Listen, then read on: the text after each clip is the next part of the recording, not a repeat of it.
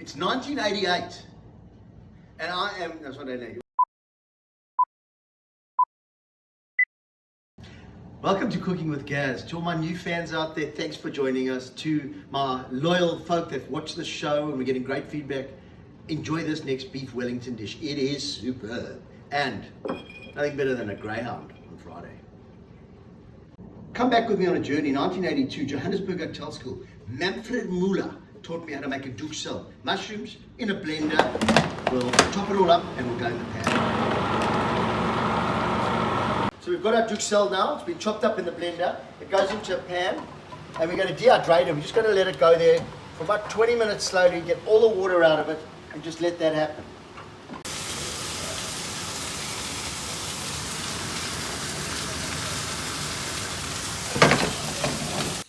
Let's talk about fillets for a second. Fillets are the most expensive cut because the beef fillet only makes up 2% of the final carcass weight. But for Beef Wellington, there really is no substitute. Here you can see me removing all the sinew and the silver skin, but your butcher will do this for you. Just say you want a silver skin center cut fillet for Beef Wellington and the guys will help you out. All right, back to Gaz.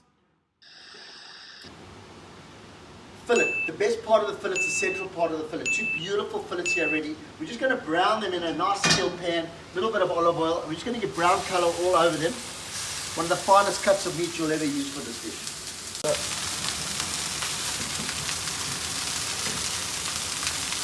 After you seal it all over, we turn it over, seal both sides. And once you seal both sides, we'll come back. We seal the edges as well, the bottom piece. We don't want any blood coming out of this Beef Wellington. See that? Beautiful. Flick it up, that side. Beef Wellington. Here's a little Gaz special. What it is Dijon mustard. It's our special oregano that Paula pulls from the garden.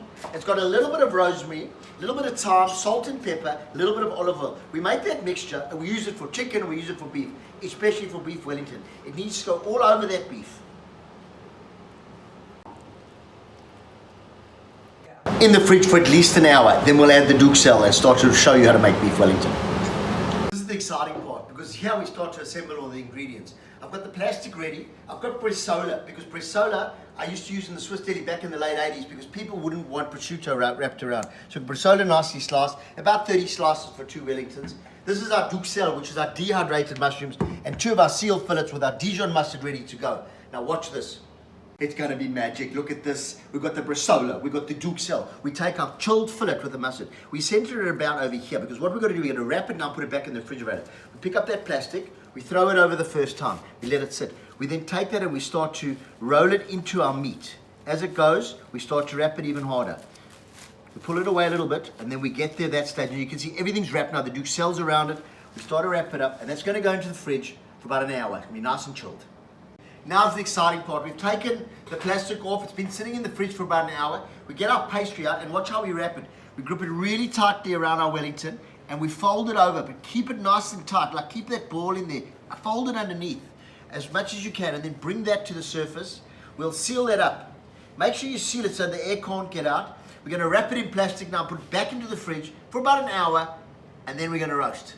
This part takes me way back to my early days in the hotels. Have a look at this. We just take the back of the chef knife and about 2 inches wide is where we're going to make our cuts when it's ready. We just take that knife all the way through. Don't pierce the pastry, just get it to the bottom. Beautiful egg wash all the way over. And I'm just going to egg wash one of them because they're going to be 2 totally different designs and I'm going to surprise you what they look like. But let me just show you what it looks like. Here we go. We've all been waiting for this moment. Let's open up that oven and have a look at this. The top layer's got beautiful Beef Wellington on it. We'll take that out. I just want to show you what's happening on the bottom. Look at that. We'll get to that in a moment. If we open up the oven here, we've got a beautiful baked pumpkin tonight and our famous old cock roast potatoes. Beef Wellington is stunning, golden brown. We're going to take that onion gravy we made. We'll put it on the bottom of the plate. We'll just move it around there. Another big moment where we cut up about 2.5 inches thick all the way through.